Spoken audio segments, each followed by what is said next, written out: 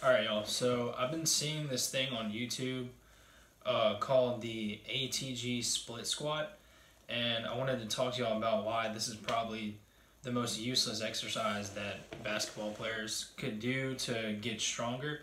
As far as mobility, it could be good, but I'm going to talk a little bit about why it's useless and also some replacement exercises that would be better as far as strength goes.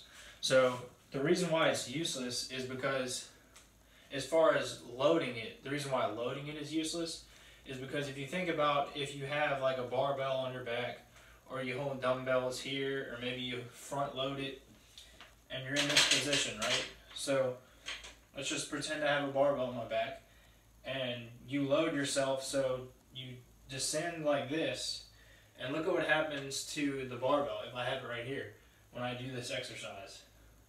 It's going more forward and back than it's going down, but the line of resistance of the barbell is going down. So you're doing more work horizontally than you are vertically. So that's the first reason why it's useless. That's the main one. So the way that you could potentially make it better is if you like strapped a band to an attachment and put it on your leg like this, and you had it pulling you, but that's not really going to do anything compared to the two exercises that I'm going to show you here. So the first exercise is just going to be a barbell or dumbbell reverse lunge. And the reason why I like this one better is because it still enforces you to get the knee over the toe like we want, but it's more sport specific. You're never going to be in this position in basketball ever. And if you don't believe me, go run in a straight line as fast as you can. Film yourself. Run in a straight line as fast as you can, dribbling or just straight up, and stop on a dime. You're not gonna be like this. You're probably gonna be like this. And that looks a lot more like a reverse lunge where you get the knee over the toe, like the original exercise is forcing you to do. But if you have it loaded, you're actually using the resistance, that you're actually moving it up and down instead of horizontally. So that's the first exercise.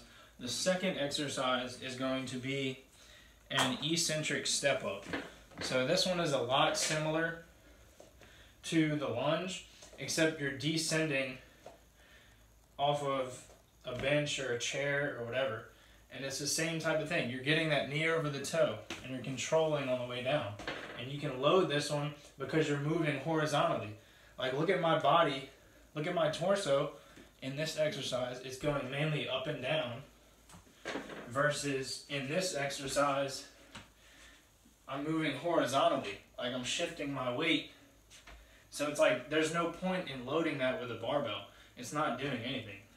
And the last point I wanted to make is if you want to train your knee and get it stronger to be able to stop on a dime like that, you just have to practice stopping on a dime correctly.